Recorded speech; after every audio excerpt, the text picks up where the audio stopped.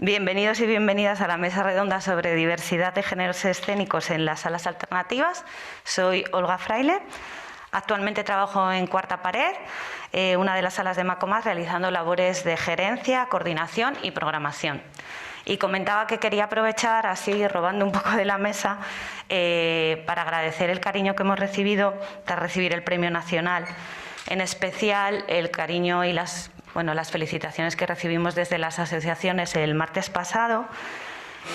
Cuarta Pared cree en el asociacionismo.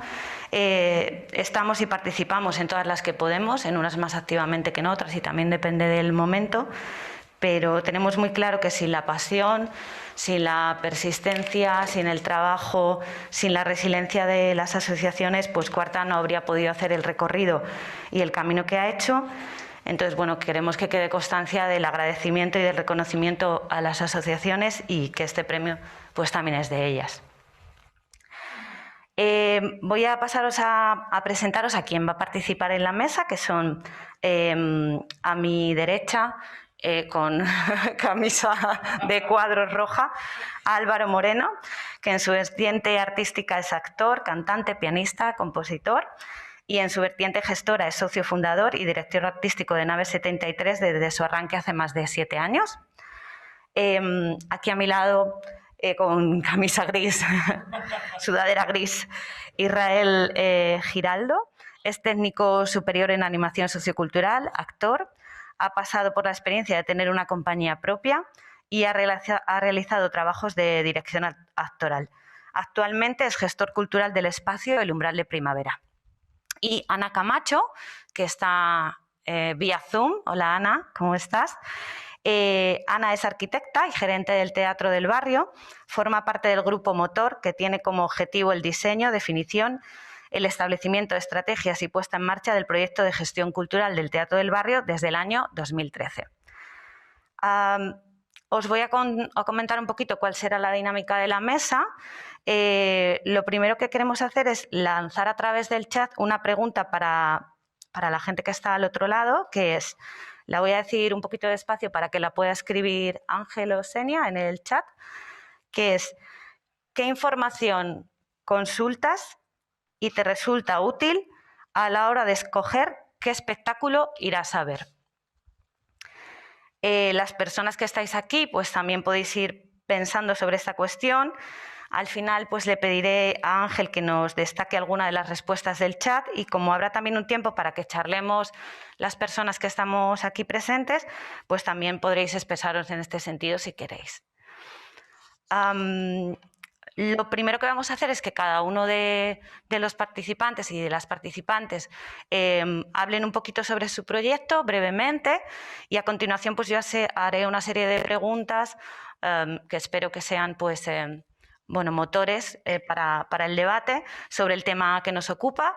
Unas nos situarán más en el terreno de la teoría y otras se vincularán más a cuestiones sobre el mundo de la gestión o la relación entre la teoría y el mundo de la gestión, y finalmente pues abriremos un turno para que pues charlemos sobre lo que nos apetezca. Así que nada, orden no tengo establecido, si quieres, tal y como os he presentado, así que empieza tú, Álvaro. Vale. Muy buenos días. Muchas gracias por traernos aquí, Ángel, Senia.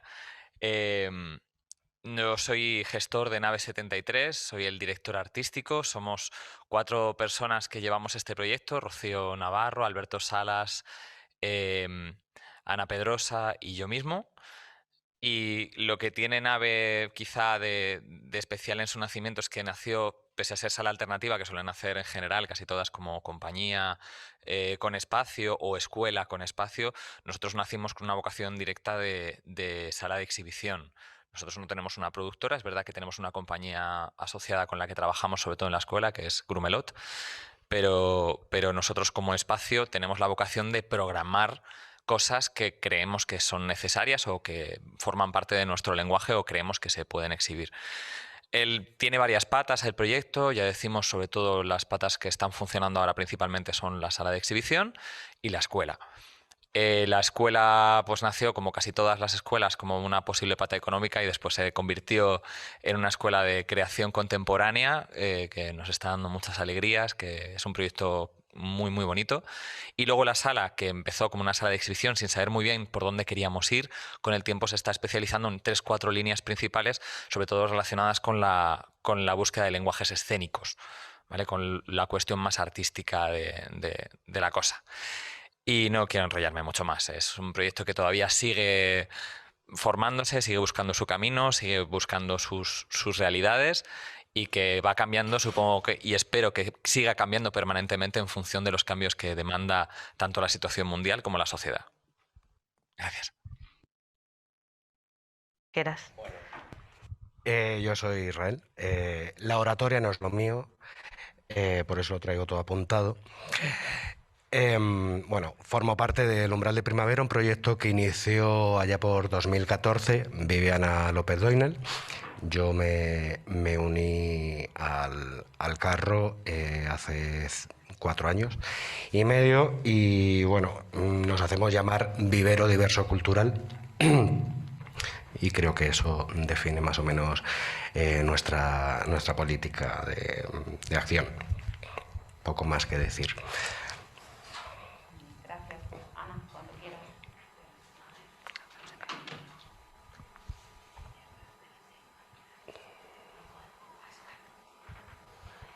Hola, no sé si estáis esperándome a mí. Sí, perdonadme. Es que me veo enorme en esa pantalla y además como retardada, o sea, como que mi voz va antes que la imagen en mi pantalla. Bueno, yo soy Ana Camacho, soy del Teatro del Barrio. Hoy concretamente cumplimos 7 años y abrimos eso hace 7 años con una voluntad muy clara de mostrar un teatro que fuera en consonancia con unas ideas políticas bastante claras. No de un partido político, sino unas ideas políticas a través del teatro, de la diversión, de actividades de acción ciudadana, de una cosa que llamamos la Universidad del Barrio también, que es ponentes que explican cosas que creemos que no se explican en otros lugares y queremos darles voz. Y bueno, nos pasa un poco como lo que ha dicho Ángel, estamos constantemente en continua autorrevisión.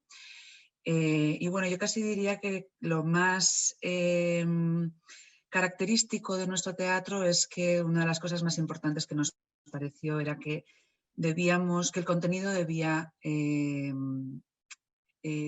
sea, que la forma debía ser igual que el contenido, por lo cual creamos una cooperativa de consumo en la que ya somos 567 socias y bueno, pues ahí vamos, son 567 personas que piensan cómo debe ser el espacio que es el Teatro del Barrio. ¿No? ¿Sí? Pues no sé, perdón. Bueno, pues antes de proceder a entrar en materia, quería primero, creo que sería útil, establecer primero una definición. He buscado una que me ha parecido que es bastante amplia de miras de lo que se entiende por género escénico.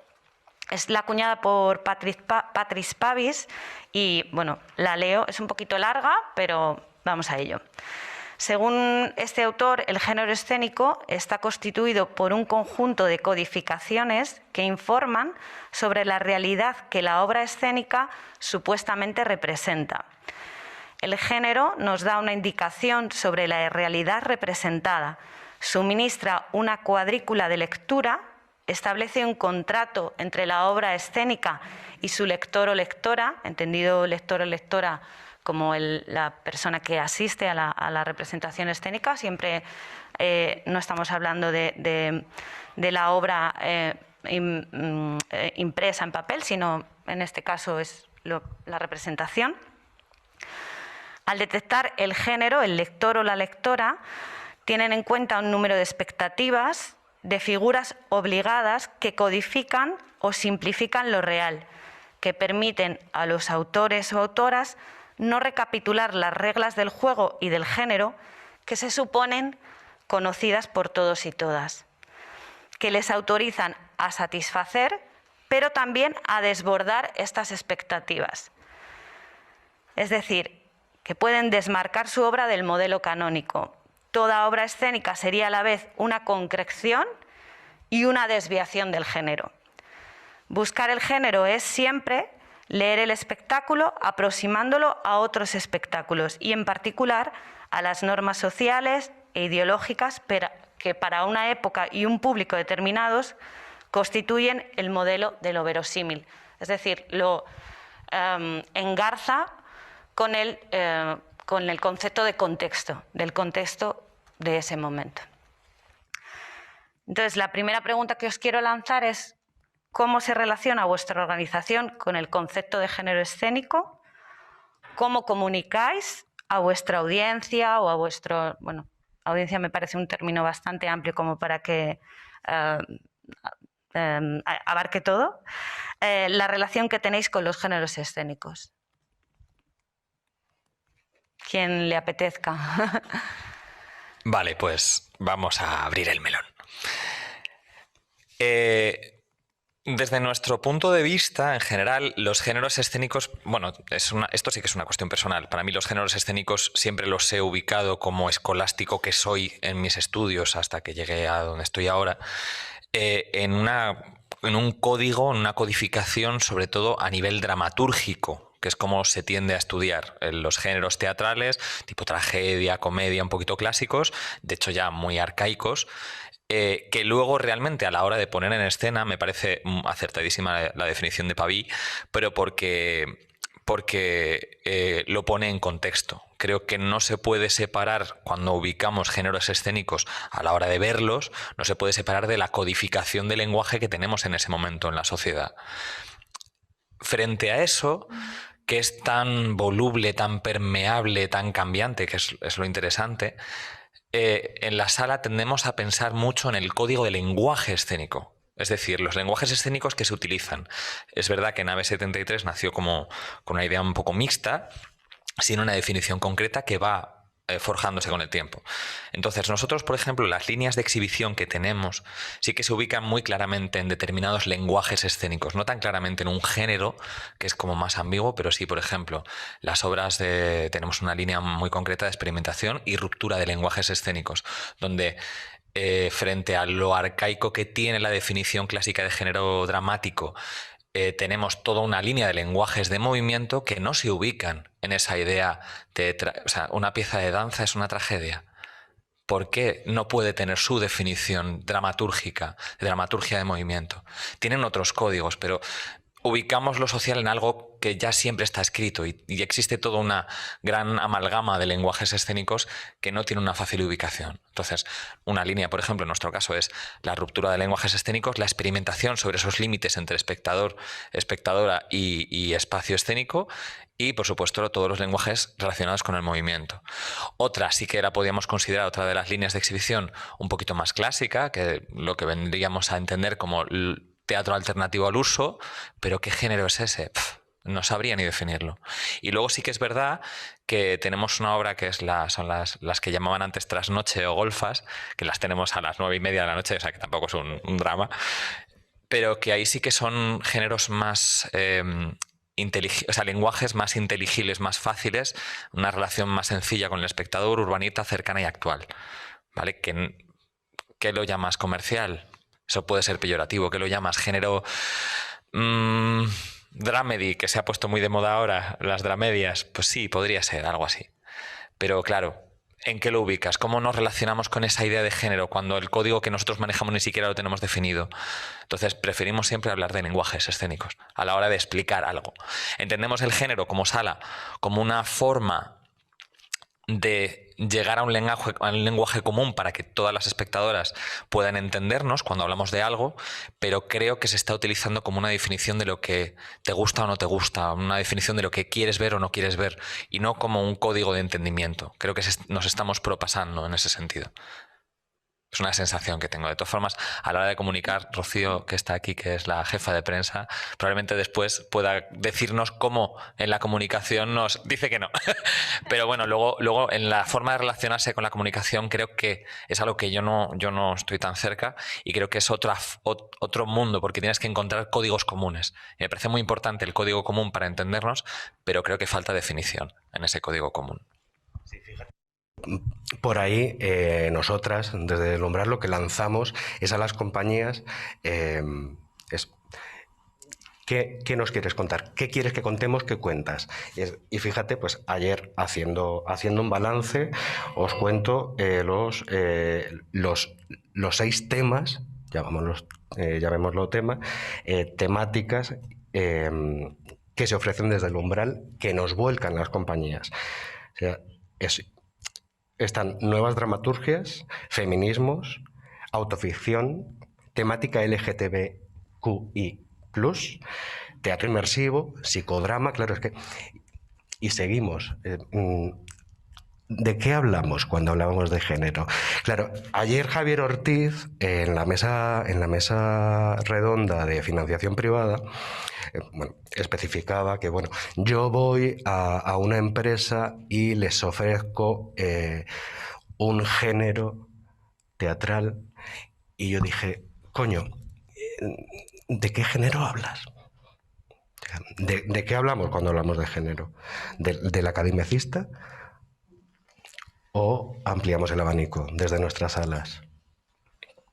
Ana, ¿tú quieres comentarnos algo?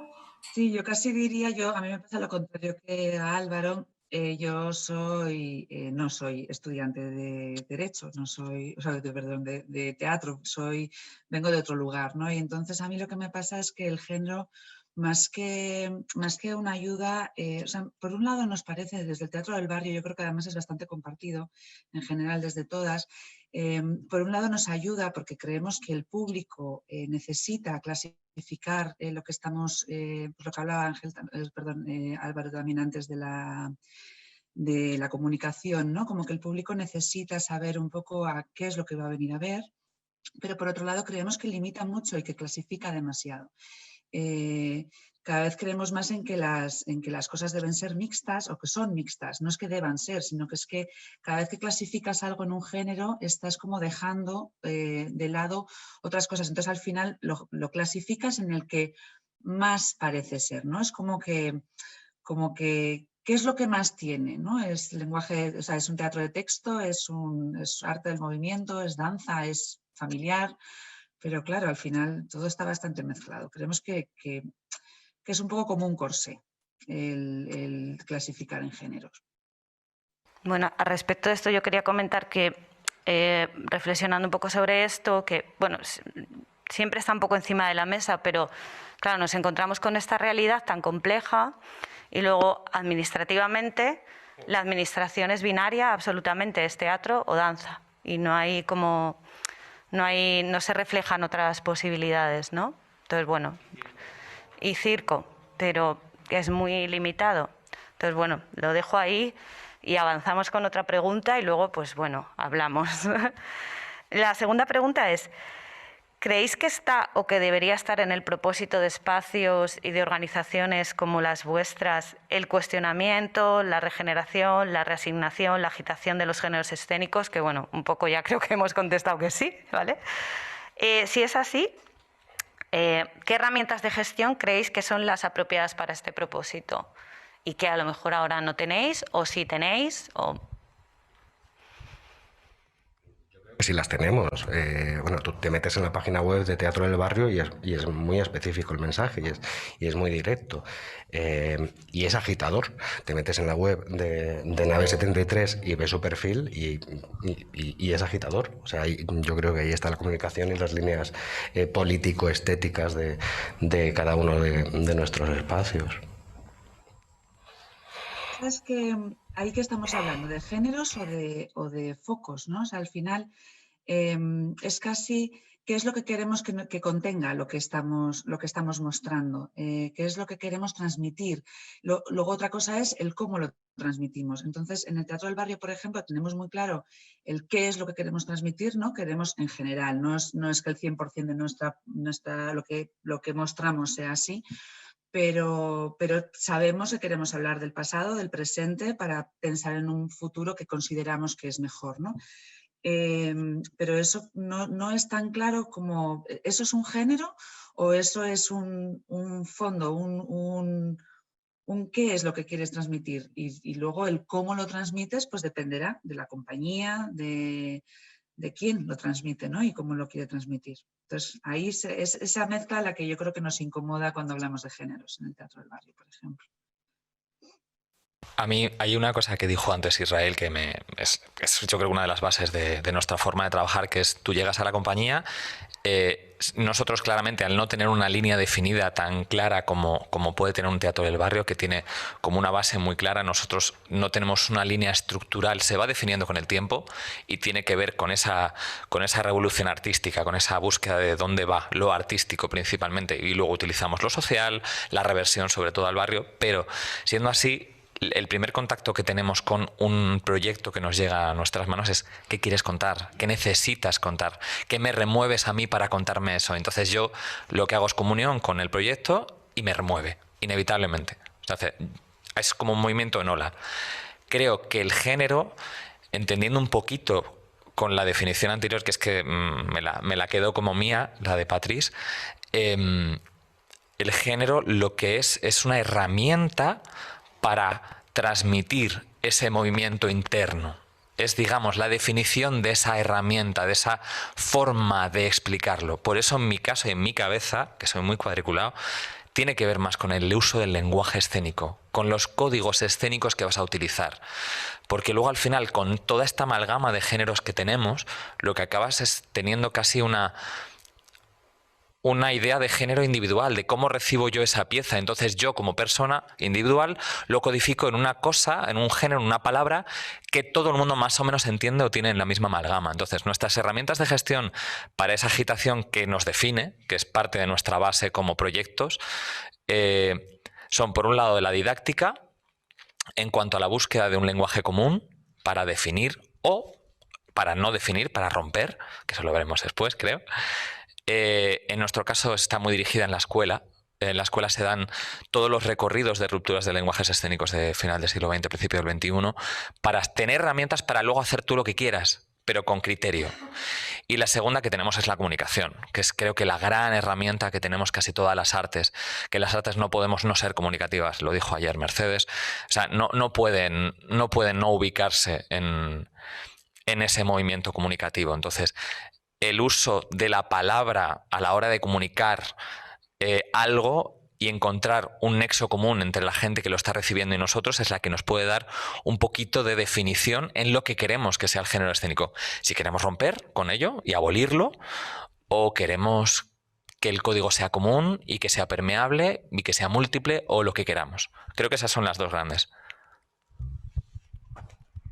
Vale, yo también un poco pensando sobre esto. Claro, mi pensamiento va también un poco por la cuestión de que creo que quizás estamos muy atadas a la exhibición más pura y dura, a unas exigencias de tener que tener bastante programación, que quizás necesitamos ayuda o que necesitamos repensar cómo nuestros espacios pueden adaptarse mejor a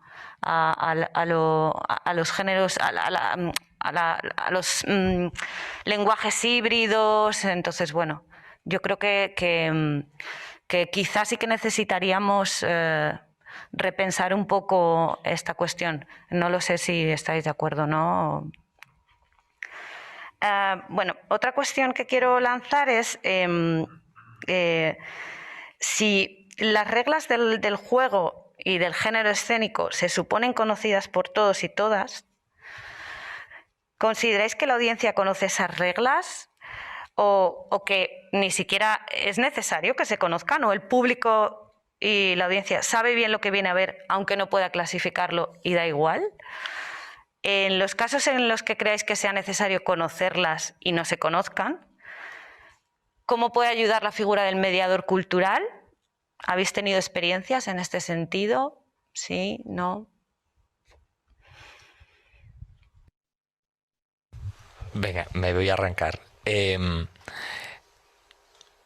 Esto ya es punto de vista absolutamente personal. Creo que educar al espectador, espectadora, en que no es necesario conocer todo lo que vas a ver, es muy interesante. Creo que lo mejor que podemos hacer. Para la expectativa es de lo peor que puede pasar a nivel de artes. O sea, cuando tú tienes una expectativa te estás haciendo una codificación de lo que vas a querer ver, de lo que quieres sentir. No creo que sea adecuado, sobre todo en las líneas de casi todas las artes contemporáneas. A veces incluso tener una expectativa y que te sorprendan te ayuda, pero creo que la expectativa genera una sensación luego de vacío si no cumple tus expectativas. Entonces, enseñar a no esperar, a mí me parece una mecánica muy interesante para tomar contacto con todas las artes contemporáneas. Luego, es que son muchas preguntas. La forma de relacionarse con los géneros desde un espacio a la hora de transmitírselo al espectador es muy complicada porque creo que lo que nos está pasando es que se están utilizando las palabras de forma individual. No tenemos conceptos comunes tan claros. Existen, sí, pero son amalgamas, no lo tenemos tan claro. Y creo que deberíamos, si queremos seguir en este camino, deberíamos aprender un poquito a codificar en común todo esto de lo que estamos hablando. Y creo que no está hecho. Sí, la figura de la mediación. En Nave la verdad es que la mediación como tal no la hemos trabajado especialmente, pero sí que estamos en contacto con salas que la han trabajado muy profundamente, como Salas en Valencia y en Barcelona, que la tienen muy desarrollada y creo que es una herramienta muy útil, pero necesita mucho tiempo y es casi una línea entera la mediación cultural y creo que para mí es una herramienta didáctica. Cuando hablo de didáctica hablo de transmitir conocimientos que quizá un sector no tiene, para llegar a puntos comunes, no de yo sé y yo te enseño, no. O sea, para mí la didáctica es un diálogo. Entonces creo que es una herramienta muy potente, lo que pasa es que lleva bastante trabajo. Entonces estamos en ello.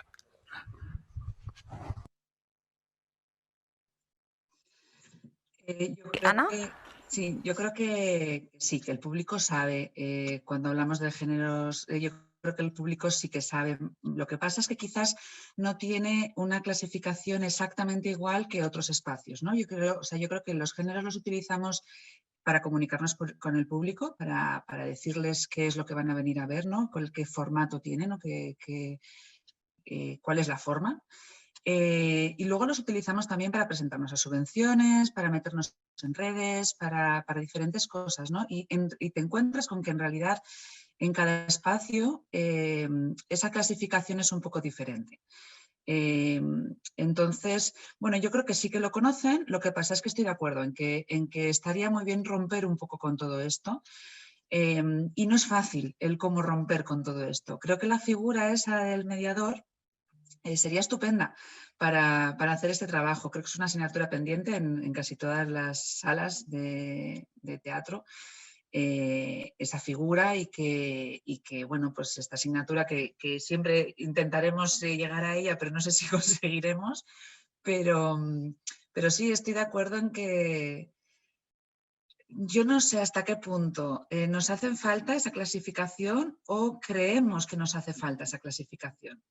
Por eso yo creo que es tan interesante la pregunta que has hecho al público, porque quizás nos encontremos, si investigáramos un poco, nos encontráramos con que realmente a ese público no le hace tanta falta.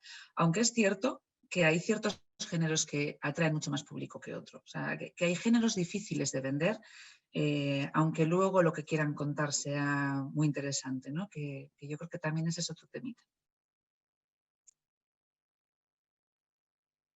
¿Creéis que hay algún género escénico que predomine en las salas alternativas? Y si no...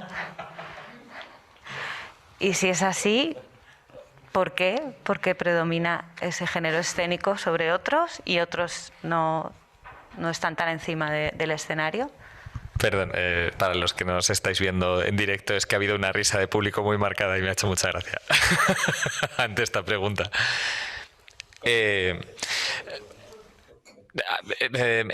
Precisamente somos salas alternativas. Yo creo que la masa de la sala alternativa no tiende a romper. O sea, parte de nuestra definición es la grieta, lo alternativo. La palabra alternativa es verdad que está un poquito anquilosada y tenemos una discusión constante sobre la adecuación de ese uso para definirnos, pero la sala alternativa busca la grieta, lo que está entre medias de, lo que no ven porque está en un hueco, lo que hay que sacar a la luz. Eso me lo dijo Javier Yagüe con mucho acierto para definirse a sí mismo y me lo quedé.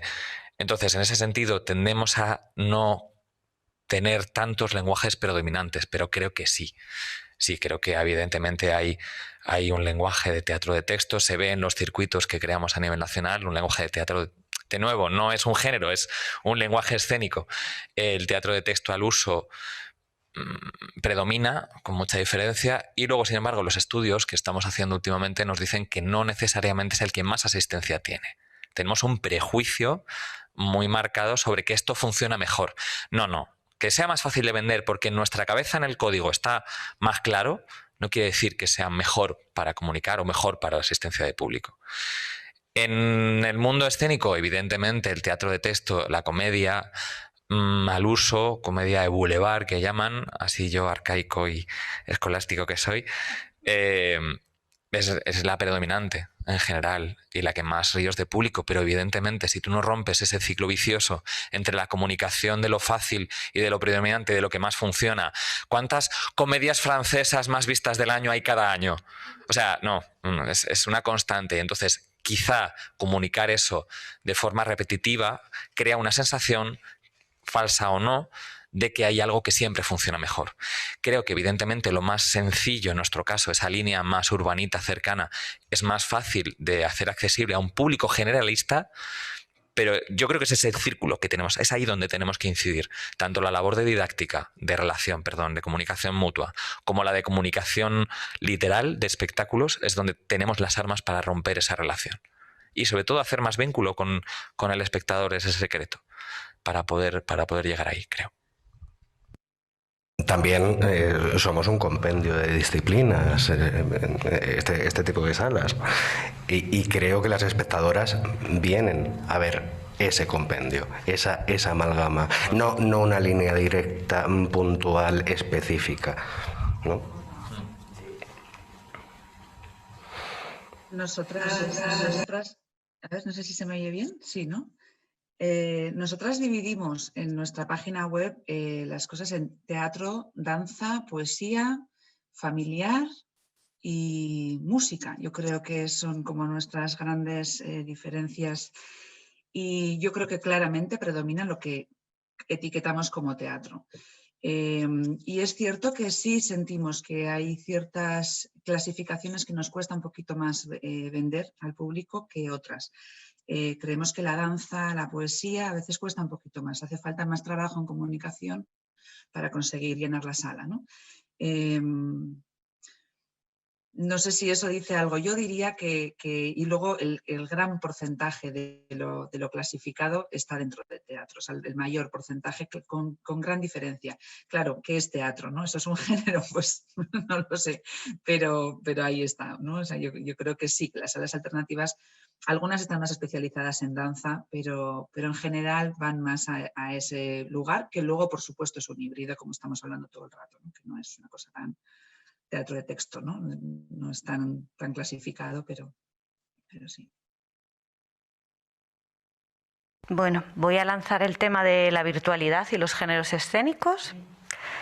¿Ha llegado la virtualidad para quedarse?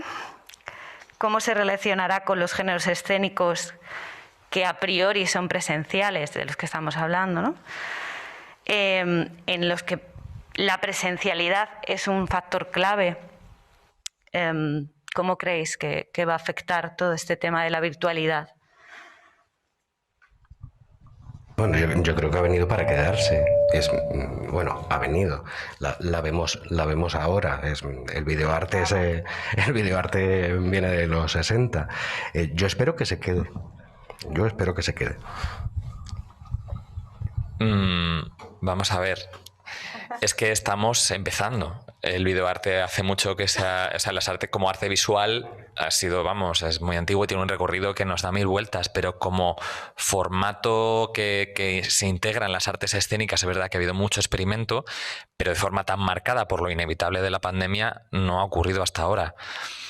Dejemos que se defina. Evidentemente, los géneros, de nuevo, me voy a lo academicista, como género de creación dramatúrgica son muy marcados. Es decir, cuando tú vas a crear una estructura de tragedia, puedes utilizar todas las herramientas para ello, pero estás creando una estructura. La forma de relacionarte con el público a través de la tragedia se puede utilizar en cualquier lugar, con lo cual esa clasificación milenaria va a existir, yo creo que siempre. Estamos en la amalgama de lo contemporáneo, donde nos estamos incluso definiendo todavía, donde ahí el experimento de la virtualidad puede darnos mucha riqueza.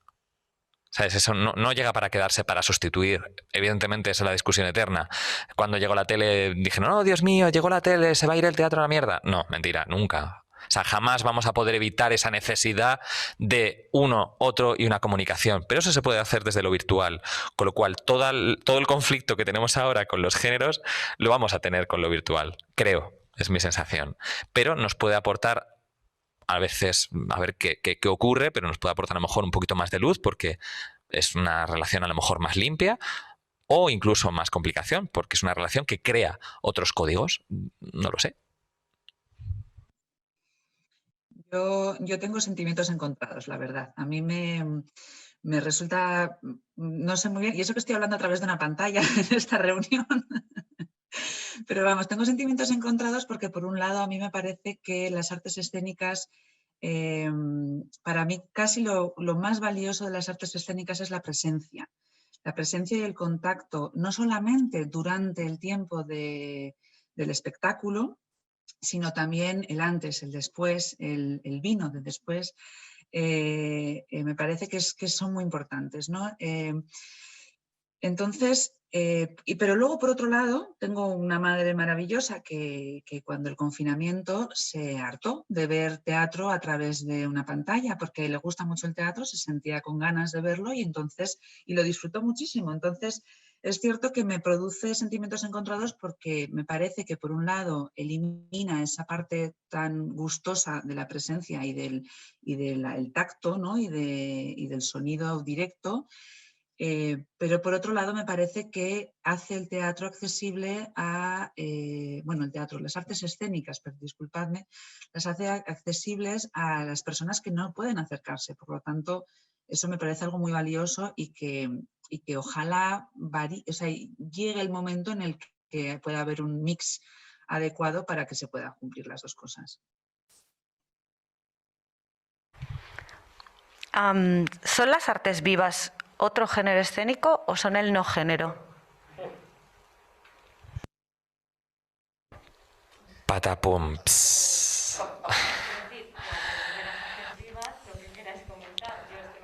Artes vivas, 2 puntos.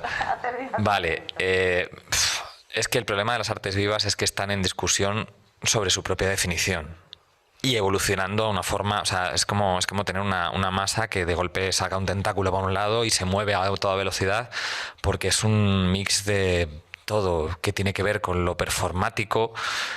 A mí, por ejemplo, como imagen vuelvo otra vez a Mercedes y a la capacidad de la palabra para crear imagen, la escena híbrida. O sea, la palabra híbrido, hibridación, indefinición.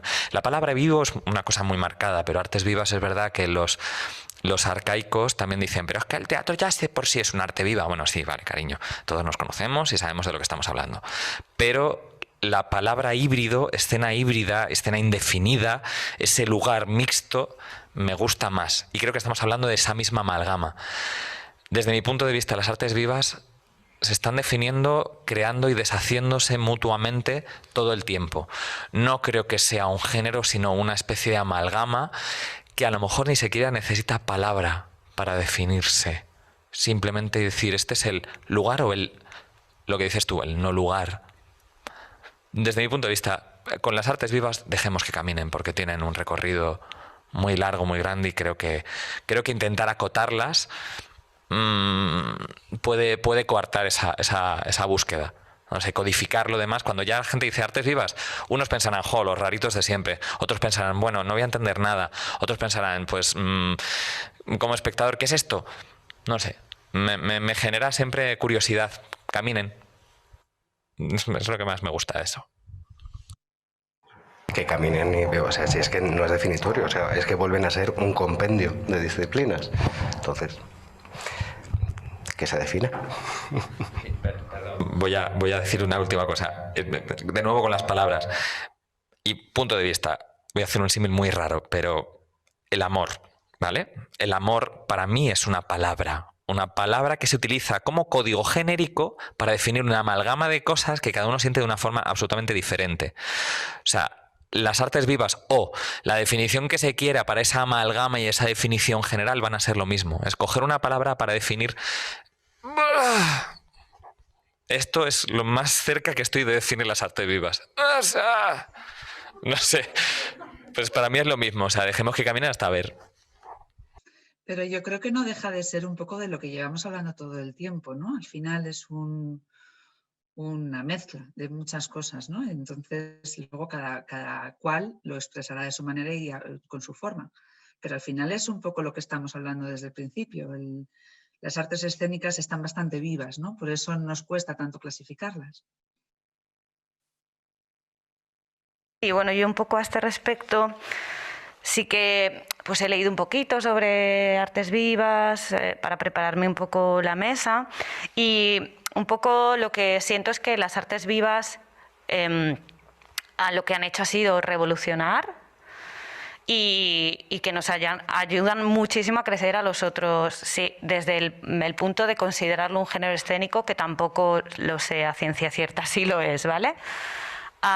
Pero creo que han ayudado con muchas de las características que tienen pues una implicación mayor de la experiencia estética, un impacto más directo sobre el entorno cotidiano, una relación más porosa con la vida que está fuera de los lugares del arte, interdisciplinariedad, amplían los ámbitos de acción, afectan a la vida y a los contextos, procuran experiencias artísticas que van ligadas a otros valores que los propiamente artísticos o los puramente artísticos. Yo creo que sí que tienen estas características y que lo que han hecho ha sido, desde luego, como contaminar a los otros géneros escénicos y bueno, removernos. Entonces, y creo que también pues que existe una gran variedad, y esta idea que se tiene como de que van a ser difíciles de comprender o tal, yo creo que, por ejemplo, el Pont-Flottant para mí hace artes vivas también, y son pues muy populares, si queremos usar ese término. Entonces, bueno, creo que mirar a las artes vivas nos va a ayudar. Creo que han supuesto una convulsión. Y bueno, pues la última pregunta que tengo preparada: ¿cómo creéis que se relaciona el fenómeno, voy a usar la palabra revolución, igual no, yo creo que sí, el fenómeno de la revolución de los géneros escénicos, sobre todo yo creo que a través de las artes vivas, con la revolución de los géneros sociales? ¿Existe un género que sea artes escénicas feministas, queers? Y esto lo hago un poco también para hacer puente hacia lo que viene después, hacia las siguientes actividades. Vale. Si lo anterior era un melón... Yo soy el charlatán, no lo habéis notado, ¿no? Yo hablo por los codos.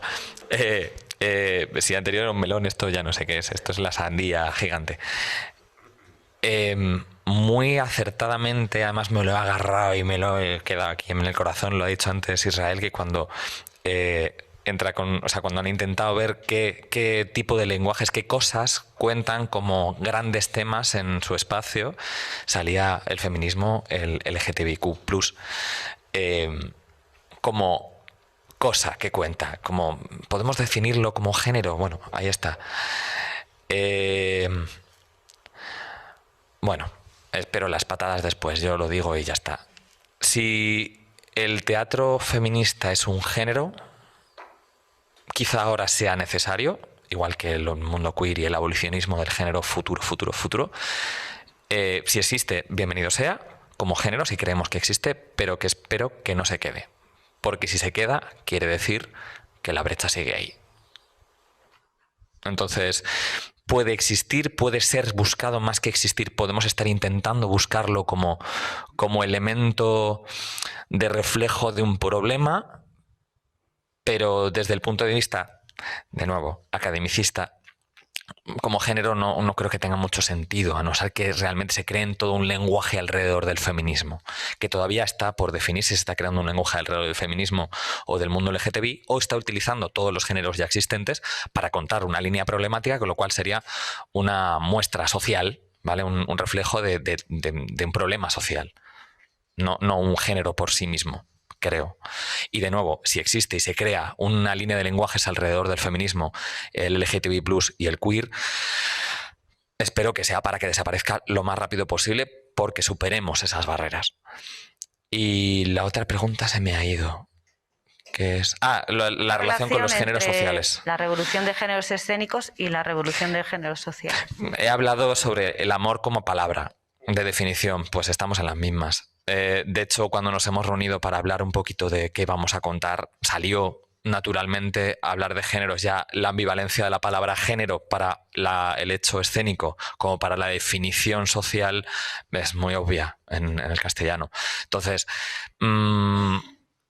pues yo creo que es paralelo el cambio social, esa revolución, la línea mixta y una amalgama de sensaciones, como puede ser todo lo que es el movimiento queer, frente a una lucha antigua, poderosa, imprescindible, que es lo que es el feminismo, que es el gran punto de partida para todo lo demás, se puede trasladar literalmente a lo que está ocurriendo en lo escénico. Creo que yo creo que es el mismo cambio interno y la misma sensación interna que tenemos de definir, avanzar o no definir y romper. Esa misma, ¿qué hacemos? Es lo que está pasando un poco en el mundo real. Lo que pasa es que en el mundo real yo tengo una opinión muy marcada y en lo escénico creo que podemos no depender de lo que creamos correcto, sino dejar un poquito que camine hacia la ruptura total o no.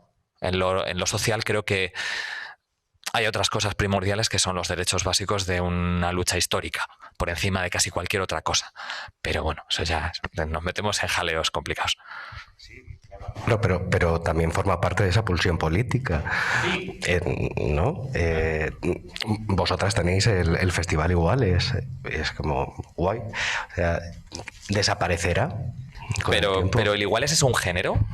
El festival es un género, es un hecho que reúne una lucha, por supuesto. De nuevo me he remitido a la parte social, es decir, es verdad que en AVE nos ubicamos un poco más en la línea artística, en la búsqueda artística, y lo social está ahí, no podemos evitarlo. Además, como colectivo somos así, somos muy sociales, muy políticos, y eso contamina lo político y lo social como personas que somos programando y definiendo lo escénico, contamina absolutamente todo. Por eso todo este conflicto se va a trasladar, se está trasladando. Pero de nuevo me voy un poquito a agarrarme a las palabras. ¿Es un género escénico lo queer, lo LGTBI, lo feminista, como la pregunta anterior? ¿Está unido en el conflicto ahora mismo? Nos tiñe, pero ¿dónde está? Ana. Yo creo que no es un género escénico. Yo creo que las artes escénicas deben ser feministas, LGTBI+. Creo que deben serla. O sea, creo que si no, no deben ser, ¿no? O sea, para mí y yo creo que compartido con, yo diría, casi las 567 socias del Teatro del Barrio, si no contienen esto, casi no deben existir, a no ser que sea para provocar algo más allá, ¿no? Estoy con con Álvaro, perdona, te llamo Ángel todo el rato porque tengo a Ángel aquí en la pantalla al lado y cada vez que veo su nombre, cada vez que voy a decir tu nombre, estoy con Álvaro. Si existen como tal, debe ser para desaparecer. A mí me parece un tema muy interesante. Me parece que la revolución de de los géneros es una necesidad social. Y creo que es un tema que me habría resultado también incluso interesante el hablar sobre cómo esa revolución de los géneros sociales afecta en nuestras salas, ¿no? Porque efectivamente creo que, por ejemplo, lo feminista lo tenemos muy presente. Estamos, pues de unos años a esta parte, el feminismo se ha subrayado por una real necesidad, ¿no?, de ser así, y porque todavía nos queda mucho camino por recorrer.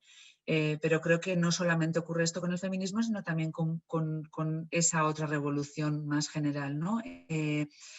Ahora sí voy a hablar de Ángel. A mí Ángel me parece un gran ejemplo de cómo utiliza la E en su comunicación, ¿no? Yo ya he adoptado el hablar en femenino porque me parece que es importante, porque me parece que hay una lucha importante al respecto, y no creo que la Real Academia de la Lengua Española deba aceptar la E como parte de comunicación. No estoy segura si la debe aceptar. Lo que sí creo es que debemos utilizarlo, porque lo que sí creo es que debemos mostrar desde nuestros espacios, y yo creo que esto es algo compartido con yo diría que casi el 100% de las salas alternativas españolas, que esa revolución debemos absorberla y debemos mostrarla. Y todo lo que hacemos desde nuestras salas debe ir con esa revolución. Entonces, no sé si me estoy explicando bien, lo que pasa es que me parece muy importante, me parece casi mucho más importante esta revolución de géneros que la de los escénicos.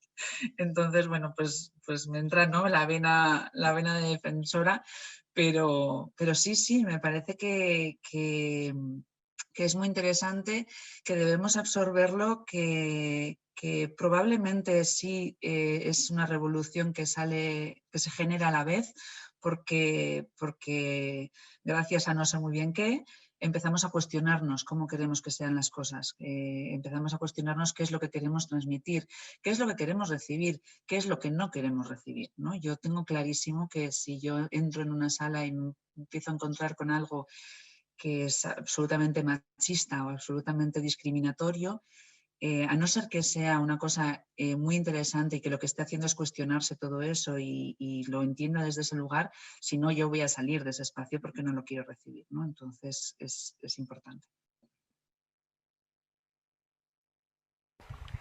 Muy bien, pues Ángel, sí, si quieres las que a ti te parezcan un poco destacadas y luego ya 3. Vale, perfecto. Y luego pues ya abrimos turno para que nos comentéis lo que os apetezca, para que hablemos. Sí, un segundito. Me doy la cámara para que me vean. Vale, tenemos voz. Pues nos escribió Ismael y dice que a la hora de escoger un espectáculo lo primero es la reputación, lo entre comillas, de la sala en cuanto a experiencias anteriores en la misma, y después el tándem compañía-argumento. Miguel Lozano dice que personalmente le gusta el formato que utiliza Filmin para clasificar sus 12.000 títulos, no sé si ponía 12.000 o 120.000, que hace una labor creativa constante y dinámica para ordenar todo ese repertorio bajo códigos más de índole temático, conectando con los intereses de la audiencia, más allá de su clasificación formal o academicista. Creo que como colectivo de salas, ese debe ser el camino, generar, por otro lado, un sinfín de claves comunicativas y abrir colaboraciones con otras organizaciones. Y Miguel Torres dice que siento, luego existo. Necesitamos un lenguaje para expresar lo que sentimos, pero ese lenguaje tiene sus limitaciones, aunque le necesitamos. Por eso hablamos y nos expresamos sobre los mismos temas eternos de siempre, pero con formas diferentes. Con el jazz y la música clásica, pasa lo mismo. Convergen más cada vez y es difícil establecer un género, aunque necesitamos relacionar para situarnos. Y Marilia Medeiros dice que muy interesante este melón. Pues nada, muchas gracias a los que nos han aportado su reflexión y sin más, pues lo que os apetezca comentar. A mí me gustaría mucho decir que lo que ha comentado... Hoy es vivan los melones, ayer era vivan los pepinos, hoy es vivan los melones. Directamente. Bueno, yo es que así si lo digo yo ya, pues ya me libero porque luego tengo solo una horita.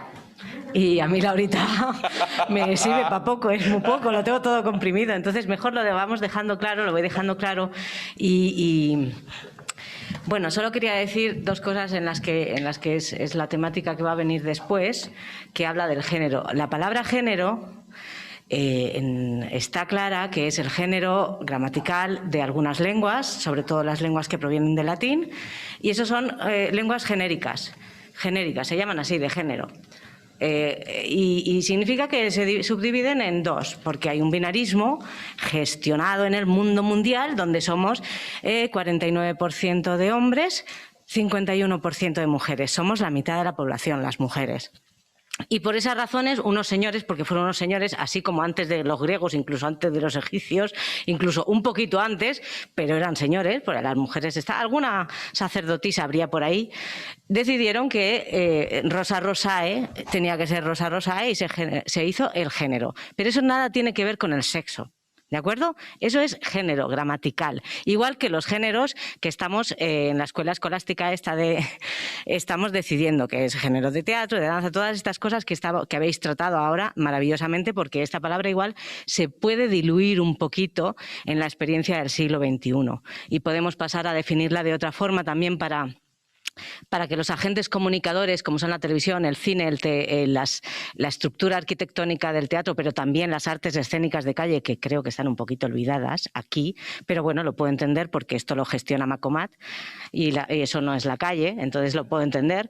Pero bueno, por ese lado. Entonces, la palabra género... luego ya a nivel social, el género masculino o femenino, que es un constructo social creado, tal, todo eso viene del siglo de 1970, ¿vale? O sea, es la palabra género como definitoria de esa binaridad que existe en la sociedad, digamos que se impresiona y se empieza a gestar y se empieza a definir filosóficamente en el pensamiento de las sociedades como entre los 50 y los 60 en Estados Unidos. Y ahí tenemos la grandiosa película de la Gainsbourg de una cuestión de sex question, que se tradujo en castellano como una cuestión de género. Válgame Dios la traducción, que cómo nos define claramente. Y ahí hay una escena en que sale la chiquilla, una jovenzuela, becaria, que le dice a la abogada, le dice, son 120 páginas y hay 365 veces la palabra sexo. Esto parece pornografía. Y entonces la abogada esta grande, que se murió hace poco, dijo, pues cambia sexo por género. Y así más o menos es mi metáfora de cómo nació la palabra género. ¿Cómo ha llegado a Europa? ¿Cómo ha llegado a España? Pues leamos filosofía un poquito, leamos el nacimiento de la palabra género y entonces... es muy nueva, así que no me mezcléis lo que son los géneros gramaticales con lo que es la política, la línea política y la línea que queréis seguir en cada una de las salas, porque para mí hay una gran diferencia. Pero el lenguaje, gracias al lenguaje se construye la sociedad, y la sociedad está basada en el uso sexista que hacemos del lenguaje. El lenguaje no es machista, ni habla de géneros, ni nada. Esto es algo casual. Que la piedra sea piedra y el suelo sea suelo es casual. De acuerdo, solo quería decir eso. Muchas gracias. Tenemos una intervención desde Zoom. Por favor, Carlos. Buenos días a todas. No sé si me escucháis. ¿Me oís o no me oís? ¿Me veis? ¿No me veis? Perfecto. Nada, bueno, soy Carlos Alonso, formo parte del equipo de gestión de este espacio escénico de Teatro Pradillo. Buenos días a todas. Y nada, me aventuro, no sé si voy a abrir el melón, lo voy a liar más, que sería bastante interesante liarlo un poco más. Porque a raíz de lo que dijo ayer Mercedes en su intervención, decía algo así como que las cosas necesitan ser nombradas. Y en este punto estamos de acuerdo, o sea, lo que tiene un nombre para nosotros es más asumible intelectualmente. Pero cuidado, porque muchas veces estos nombres pueden ser mutables y pueden cambiar con el paso del tiempo, y lo que antes era una cosa no tiene por qué seguir siendo la día de hoy. Pasó un poco en los 60, cuando se empezó a hablar un poco de lo que era el teatro postdramático, que en el fondo no es que viniera a hacer un rompimiento, aunque sí que lo supuso, y dejó de poner la atención en el texto para hacer una atención mucho más global, mucho más en la escena total. Y digamos que con las artes vivas venimos un poco a hablar de lo mismo, o sea, dejamos de poner el foco en los géneros como tales, sobre todo con esta obligación casi que nos hacen institucional de hablar de danza o de hablar de teatro, para hacer que cohesionen todos ellos y a la hora de establecer un proceso creativo que no te tengas que ceñir a un lenguaje teatral convencional ni al dancístico, en el que se empiecen a interaccionar con otro tipo de disciplinas, como puede ser la arquitectura, como puede ser las artes plásticas, como puede ser el cine. Y en el fondo yo creo que estamos hablando de lo mismo, lo que cambian un poco son las maneras de contar o de dónde ponemos el acento para focalizar nuestra atención. Entonces, bueno, yo esta es como la idea que os lanzo y justo lo que decía, no sé si he simplificado un poco o justo he convertido el laberinto en algo mucho más mayor, porque si ya nos ponemos a hablar de etiquetas, pues ya entramos justo en lo que dice Miguel, que es como la categoría de la categoría de la categoría de la categoría. Y ya no solamente buscas thriller, sino que además quieres que sea un thriller policíaco. Y ya no solamente quieres que sea un thriller policíaco, sino que además quieres que sea un thriller policíaco nórdico, que ya es como un estilo. Y en el teatro pasa, bueno, en el teatro, en las escénicas más bien, perdón, pasa un poco lo mismo, es como, voy a ver danza, pero si hablan ya no es danza, es teatro. Y ahora me estoy riendo, pero luego lo voy a pasar mal. Entonces es comedia, es dramedia, es bromance. ¿De qué hablamos? O sea que yo creo que también las cosas necesitan ser nombradas, pero las cosas cambian. Simplemente eso. Un millón de gracias, Carlos. Es que es un poco... Perdón, me he robado palabras. No sé si había alguien más esperando.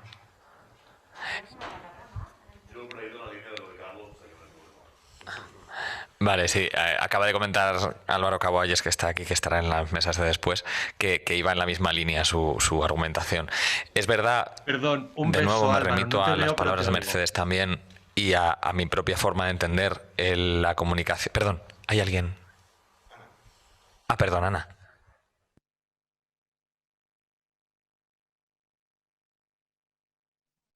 Perdón, disculpa, Álvaro, iba detrás de ti. He pedido palabra, pero para hablar después de ti. Perdón. Pues eso, que creo que el lenguaje es muy importante como algo neutro para poder comunicarnos. Es esencial, no es que sea importante, es que es lo que necesitamos para la hora no de comunicarnos escénicamente, sino estoy hablando de la comunicación entre seres humanos, para entendernos, cuando hablo de comunicar es eso. Establecer ciertos códigos comunes es útil porque si no, no entendemos. Pero quizá, como bien ha mencionado antes, hay otros códigos más útiles que hablar de un género, porque tú provocas, lo que decía antes, que estamos provocando quizá, o se está provocando desde la propia sociedad, que haya unos gustos muy marcados por... Es que a mí lo que me gusta es el thriller policíaco nórdico. Sí, bien, pero esa codificación excesiva o ese uso pervertido de los códigos hace que nos hiperdefinamos en nuestros propios gustos y no queramos en muchos casos ser permeables a otras cosas. Es una cosa que ocurre constantemente a nivel social. Entonces, los códigos son útiles, pero utilicemos los códigos que sean inteligibles para todas. De nuevo, me remito, el uso de los lenguajes escénicos. Los lenguajes escénicos son herramientas para crear y para transmitir. Si tú puedes tener una pieza performática con movimiento escénico, tacatá, tacatá, y es una forma de definir, pero ¿me voy a reír o voy a llorar? Bueno, no lo sé, eres espectadora, ven a ver qué te pasa. Yo te digo qué es lo que he creado, con qué herramientas he trabajado, por si te quieres y se te es útil definirme. Es una forma de pensar, no sé, para mí es una salida interesante a toda la cuestión de la hiperdefinición y la perversión del lenguaje para los géneros escénicos.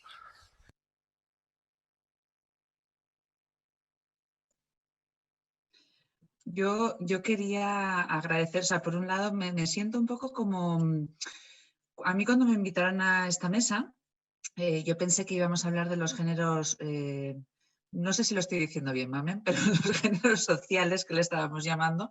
Yo creía que la mesa iba a ser sobre esto. Es lo primero que entendí. Luego ya estuvimos hablando y nos dimos cuenta de que no, ¿no? Entonces quería agradecer, creo que ha sido Mamen quien ha intervenido de tan buena manera, porque me ha encantado. Yo cuando me propuse para ser partícipe de esta mesa, dije, creo que tengo mucho más que aprender que aportar, ¿no? en esta participación. Entonces, sí, creo que hay mucho que hablar ahí, mucho que aprender de ese tema, ¿no? Y luego, por otro lado, por lo que decía Álvaro, por un lado creo que nos encorsetamos demasiado si estamos definiendo tanto. Por otro lado, cuando nos definimos de esta manera es porque creemos que tenemos que dirigirnos a un público y creemos que al definirnos vamos a conseguir que más público venga a vernos. El otro día hablando con Ana Belén Santiago, sobre este tema, hablábamos de que, por ejemplo, en esta situación en la que estamos viviendo actualmente con la pandemia, no creemos que nos resulta mucho más sencillo vender las cosas un poquito más livianas que las cosas más sesudas y más tristonas en estos momentos, ¿no? Nos da la sensación de que la gente está un poco cansada del drama, ¿no? Estamos viviendo un drama social general y que al final las cosas que son un poco más, bueno, pues que nos van a hacer llorar menos y nos van a hacer reírnos más, nos van a resultar más sencillas de vender. No sabemos si es cierto, esto es absolutamente empírico en nuestro mundito limitado de lo que es el teatro del barrio, pero sí que, o sea, para mí lo interesante de esta mesa y lo más cuestionable es ese corsé. ¿Es positivo o es negativo? ¿Nos hace falta ese corsé o no nos hace falta ese corsé? Yo creo que ese es el tema más gordo, ¿no? De esta mesa y de conclusión, que no hace falta sacarla ahora mismo, sino es una conversación que queda abierta para el futuro, pero que yo, por ejemplo, mi pareja, cada vez que vamos a una sala de teatro, me pregunta, no nos harán participar, porque él es una persona muy tímida, ¿no? Entonces dice, no nos harán participar, no vendrá un actor a decirme que yo diga algo, porque eso le aterra, él no entraría en una sala si eso puede ser posible que ocurra. Entonces, bueno, ¿hasta dónde es importante ese corsé? ¿Hay una intervención? Bueno, yo voy a hacer una intervención, a ser posible breve, porque veo muchas palabras. Yo también estoy de acuerdo que la deconstrucción de género es otra cosa, que la estamos mezclando un poco a la ligera y que, bueno, que es algo que atraviesa todo. Espera, que me está poniendo entre la mascarilla y el micro. Digo, ¿se me oye así bien? Tiene que estar ahí. ¿Tiene que estar ahí? Vale, pues voy a mirar para adelante. Bueno, que una cosa es la deconstrucción de género, que tiene que ver con las identidades genéricas o sexuales, como explicaba Mamen, que lo atraviesa todo y es inevitable también que salga, precisamente porque nos conmueve. Y otra cosa es el foco, ¿no?, que hoy se ha puesto sobre la cuestión de los géneros en las artes escénicas o artes vivas, como lo queramos llamar. Yo creo que hay una cosa que estamos pasando por ella, pero como sin nombrarla directamente, que, claro, la cuestión no está tanto en las definiciones, que al final son útiles, ¿no? De hecho, creo que el modo en que se definen las cosas en las sociedades contemporáneas ya es mucho más permeable, mucho más flexible, ¿no?, como decía Carlos, mucho más cambiante, que la sociedad además lo entiende ya de otra manera, porque no en vano ha habido toda una... todo un cambio, ¿no?, de generar pensamiento, ¿no?, a partir de los pensamientos posmodernos y los estudios culturales, etcétera. Creo que más bien donde está el problema, donde está el melón verdadero, es cuando la división en géneros genera un canon con jerarquías. Ese es el gran problema, porque claro, cuando hay ciertos géneros o etiquetas, o como le queramos llamar, que tienen una autoridad simbólica, con lo cual un acceso a los recursos mayor, ahí es donde está el problema. Y creo que eso no es tan, por mi experiencia también dentro de las artes vivas, creo que eso no le pertenece tanto a la gente, sino a los centros de poder, a cómo generamos desde las grandes instituciones, desde luego, y en ese trabajo estamos, ¿no? Precisamente con todas estas rupturas de las que hablabais, justamente lo que queremos romper, creo yo, es eso, ¿no? El acceso más horizontal a los recursos. Pero que nosotras también muchas veces, sin querer, nos convertimos también en instituciones, entre comillas, en nuevos centros de definición de ese canon, ¿no? Que también lo habéis dicho, ¿no? Que desde las salas muchas veces, pues que se programa más, que se programa menos, todo esto, ¿no? Entonces quizá hace falta eso, ¿no? Como una mirada muy abierta que no va tanto por la definición, que al fin es comunicación y al fin creo que es muy versátil hoy por hoy, sino en tener cuidado, ¿no? Con que no haya unos géneros, bueno, era un poco por... Lo estábamos hablando todo el rato, pero sin nombrarlo, ¿no? Tan directamente. Y quería un poco poner ahí.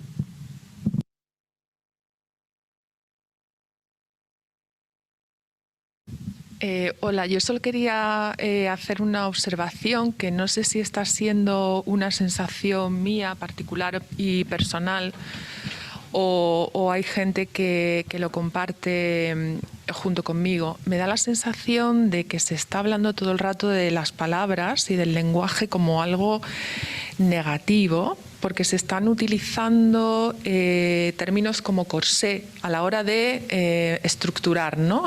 Géneros escénicos. Se está hablando de corsé, se está hablando de etiquetas. Y para mí el lenguaje es todo lo contrario, ¿no? Es un acto de libertad. El lenguaje, como decía, las palabras, como decía Carlos Alonso antes, evolucionan y viven y sufren cambios. Nuestra responsabilidad está en saber usarlas o en intentar saber usarlas para definir lo que queremos definir, no tanto para etiquetar, a lo mejor para situar. La palabra es imprescindible para comunicarnos. Aquí estamos hablando de artes escénicas a través de la palabra. Entonces, a lo mejor, no sé, propongo, en lugar de verla como algo que constriñe, verlo como todo lo contrario. Ayer veíamos, ¿no?, a través de Virginia Woolf, que las palabras no viven en los diccionarios, viven en la mente. Ella incluso llegó a decir, nada existe hasta que no está registrado con palabras. Yo eso no lo veo como un reduccionismo, ¿no?, sino todo lo contrario. Es simplemente empezar a asumir que si las palabras no existimos y que a partir de ahí pues, lo que tenemos que hacer es estar pendiente de ellas y recoger su evolución, convivir con ellas y usarlas de la mejor manera posible.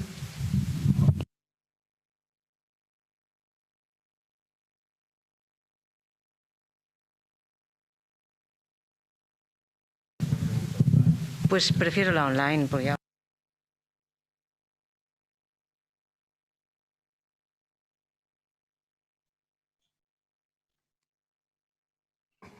Miguel, cuando quieras, por favor, enciende tu micro y tu cámara.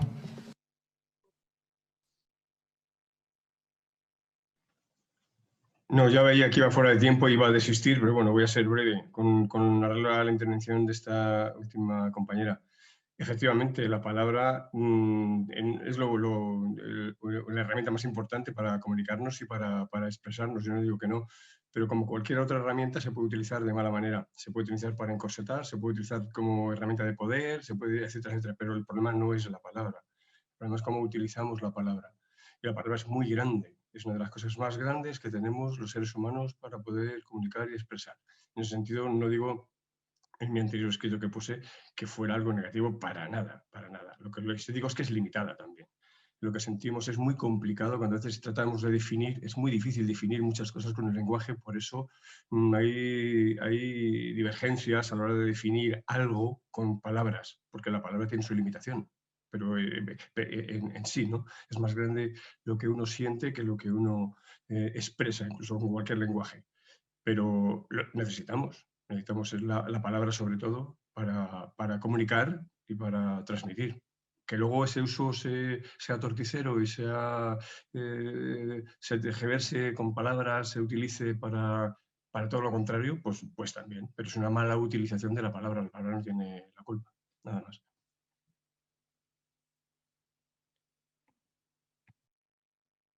una intervención más, la de Mamen, que quería intervenir. 3 minutos. Bueno, vale, ahora vamos a lo de la palabra. Ya dejo de estar pensando en mi próxima intervención. Es que etiquetan, pero también nos definen. Esto también es un poco filosófica. La identidad y el autoconcepto de las personas viene con la etiqueta que viene de la... Y ahí se ve un poco de clasismo, lo que ha dicho Ana. Eres Ana, ¿verdad? Sí, bien. Entonces, el clasismo y los privilegios, volvemos otra vez a lo mismo. Yo hago danza, pero siempre dice, ay, ¿haces teatro? Digo, no, hago danza. Ay, pero haces teatro. No, es calle, son artes escénicas de calle. Siempre hay que, y creo que tiene algo que ver con la identidad, el multiplicar lo del thriller nórdico y tal, porque me identifica. Yo no hago lo mismo que tú y tú no haces lo mismo que yo. Y yo hago esto. También hay que ampliar un poquito, pues eso, los significantes y los significados. Y todo viene de la cultura y todo viene de lo cultural. Para mí el lenguaje no es limitador, porque también tenemos el cuerpo. Y el cuerpo también, y el gesto, y la seña, ¿no? Como el lenguaje de signos. La lengua de signos que deberíamos ser bilingüistas, ¿no? ¿Cómo se dice? Bilingües, eso. Bilingües. ¿Has visto? El lenguaje, pero tú me has entendido. Porque estaba claro. Entonces, todo esto quería decir que también, bueno, cambiemos cosas, ¿no? Y nos corresponde a nosotras cambiar el teatro oficial, el teatro tal, está en el CDN, no sé ni decirlo, porque ¿para qué? CDN, pero por ejemplo yo en mi dossier, para que por ejemplo el Teatro del Barrio me programe, voy a tener que cambiar y no poner danza, voy a poner teatro, porque lo de la danza, el Teatro del Barrio, por ejemplo, lo lleva un poquito chungo. Entonces son estas cositas que me hacen identificar, guiño, hago un guiño así directamente. Y bien, y solamente para acabar, porque estamos finiquitando, como Ana, la del Teatro del Barrio, también ha puesto, eres Ana también, sí, ¿no? Ha puesto ha incluido a la RAE, esta señora. Voy a decir una gran frase que se me ha ocurrido esta mañana cuando me he pintado las uñas de violeta, de morado, y he dicho, hostia, aquí tenemos tema. En este territorio se han creado dos entidades, la Inquisición y la RAE. Son únicas e históricas y no existen en otros lugares. No ha existido en Inglaterra y no han existido en Bolivia. No sé, Inquisición y RAE. Agarrémonos las bragas.